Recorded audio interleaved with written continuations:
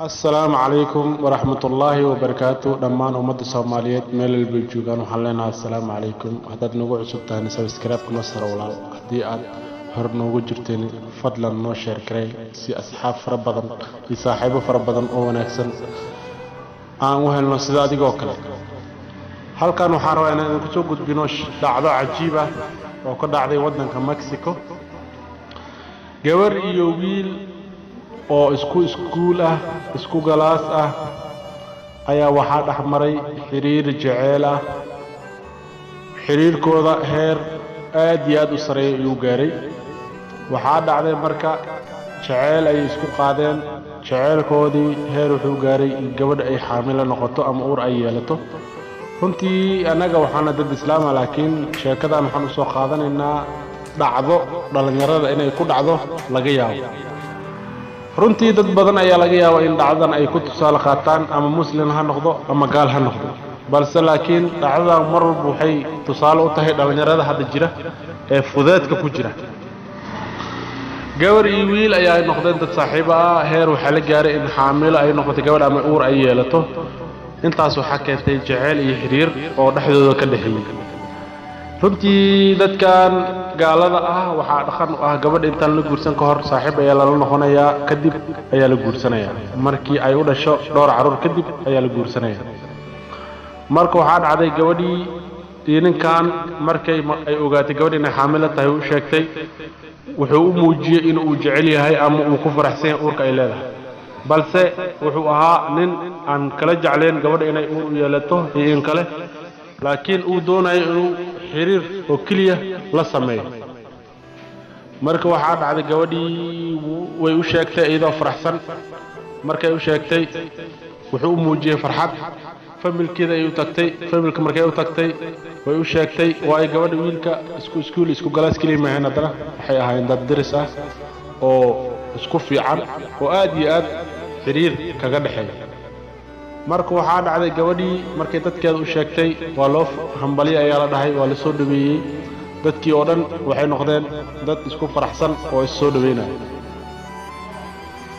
marka kadib arintii sidee u socotay waxa lagu balamay markay waxbarashada dhameeyaan in isguursadaan laakiin caruurta ay hadda ay dhashaan oo caruurtan caroosh lagu wada inay dhalato si farxada loo soo dhaweeyo ayaa loogu talgalay kadib markay waxbarashada dhamaan kadib inay isguursadaan loogu balamay labada qoys arintaas way ku balameen waxay ahayd arin laga balamay oo lagu faraxsan yahay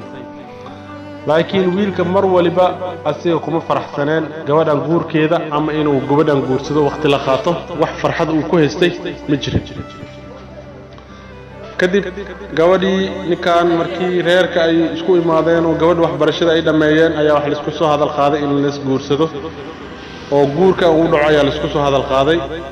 wiilka laakiin gabadhan wax farxad uu hay ama jaceyl uu hay ma jirin kadib waxa go'aan lagu gaaray in gabadhan uu go'aan ku gaaray inuu gabadhan iska fogeeyo laakiin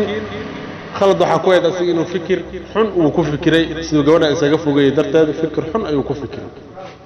fikirkaas oo ah gabadhan inuu isdhaafiyo oo uu nolosha dhaafiyo ama say ugu fogaataba adduunkuba ka qaray saaxiibadiisa midka ugu dhawaa ayuu la tashaday wuxuu dhahay in gabadhan ma rabo guurkeeda mustaqbalkeedana ma rabo intaan iskuulka joogay oo kaliya ayaan waqti kulunsan jiray si aan ugu raaxaysto jirkeeda ugu raaxaysto laakiin guurkeeda diyaar uma iidan uur ay leedahay familkana waxay ku wada hadleen in la isguursado oo guurkee uu dhaco marka wuxuu dhahay qorshe waxaan rabaa inaad ila dejisid runtii ninka saaxiibkiisa ah wuxuu nin fikrad xun oo fikrad shaydaaniya leh waxa dhacday gabadhii waxa lagu fikiray in nolosha la dhaafiyo sidii ay nolosha loo dhaafin karan waxay noqonaysaa in gabadhan asigana ceeb aysan soo gaarin eedana nafti u dhaafiyo muxuu ku dhaafin karaa marka wuxuu ku fikiray asxaabtiisa ayuu balamiyay wuxuu dhahay meeshaas aan soo maraynaa waa inaad nagu qori ama wax hub aad nagu qabataan anigana aad garaacdaan indhaha iga xirtaan gabadhan aad kufsataan marka gabadhii sidii ay sameeyeen asigana indhaha ka xireen gabadhan indhaha ka xireen wayna kufsadeen way isaga tageen marka markuu soo naaxay ninkan waa la garaacay dad baa meesha isugu yimid ninkii iyo naagtii meesha jiifa meesha laga qaaday kadib waxaa la geeyay dhakhtarka markii la geeyay dhacdo inay sheegaan ay gabadh waxay rabtay in askarta wax u sheegto wuxuu dhahay arrintan waxay noqon kartaa dhibaato inoo soo jiidi kartaa adan waxaa tahay qof xaamilo ah oo rabta inay hadda ubad hooyo u noqoto arrintan ceebayna u noqonaysa labadeena qoysba marka waxaan dhahaynaa waalidiinteen waxaan dhahaynaa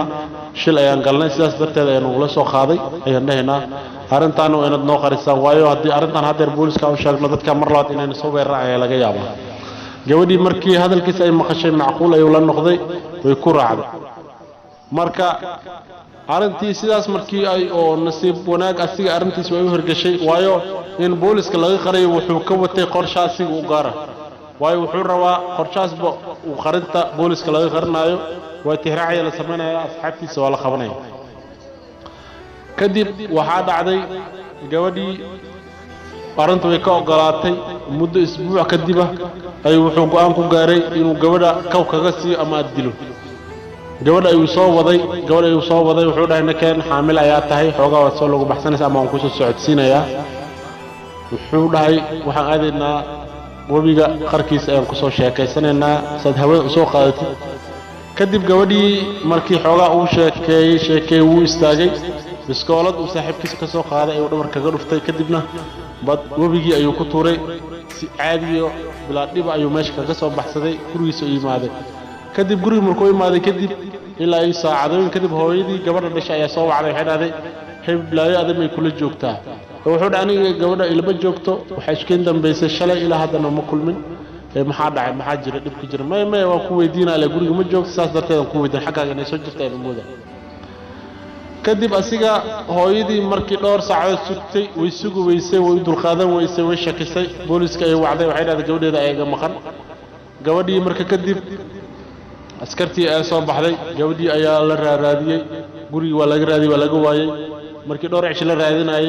dadkii ugu dhawaa ay saaxiibada lahaa ayaa la raadiyey asiga waa la soo qabtay waxaa la lahay gabadhaas meel ku sheeg kadib gabadhii wuxuu dhahay aniga waxay isku keen dambaysay muddo maalin kadib waxaa dhacday marka gabadhii jaanis waa loo waayey oo guriga waa lagu waayey ninkaanna jaanis laguma hayo dembi cad laguma hayo kadib waxaa dhacday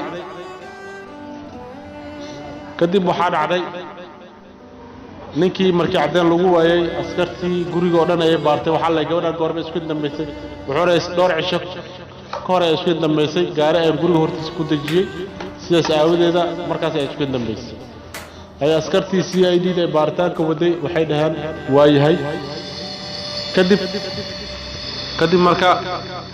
askartii baaritaanka ay waday gurigii iyo hareerihii waa ku dejiyey ugu dhahay ay fiiriyaan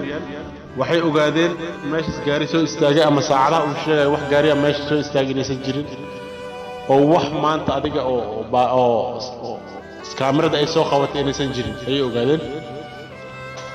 ninkii arrintiisa inay been tahayna way caddaatay waa la soo qabtay waxaa la arrintan caddeey waayo meesha aad sheegaysay saacadda aad sheegaysay meesha gaari soo istaagay ma jiro qof aad geysanay ma lahan ee warka caddeey marka arrintii askartii baaritaan markay ku sameysay oo dibraac badan lagu sameeyey ninkii waxaa lagu qasbay in uu dembigiisa qirto hadduu qiran waayna dhibaato kale u imaan doonto marka arrintiis ugu dambeyn inuu afkiisa ka qirto ayuu go'aan ku gaaray wuxuu dhahay xaaskayga aniga ayaa dilay biskooladii ayaan ku dhuftay webigaas ayaan ku riday haddii beela u muudaanna orod taga webiga ka soo saara askartii way baxday gabadhii meydkeeda iyo biskooladiiba guriga ayay keeneen dadkeedana way tuseen waxay dhaheen gabadhan gabadhiina miyaa haawa waa gabadheena ninkan ayaa dilay ninkan ayaa sabab u ahaa ninkii waa la wareystay waa la qabtay waxaa lahay maxaa kugu kalifay gabadhan guurkeeda ma rabin anigana waxaan go'aan ku gaaray inaan intii iskuulka lagu jiro oo keliya aan ku raaxaysto ee dan iyo xaaje aan ka lahaa ma jirin sidaas aawadeeda marka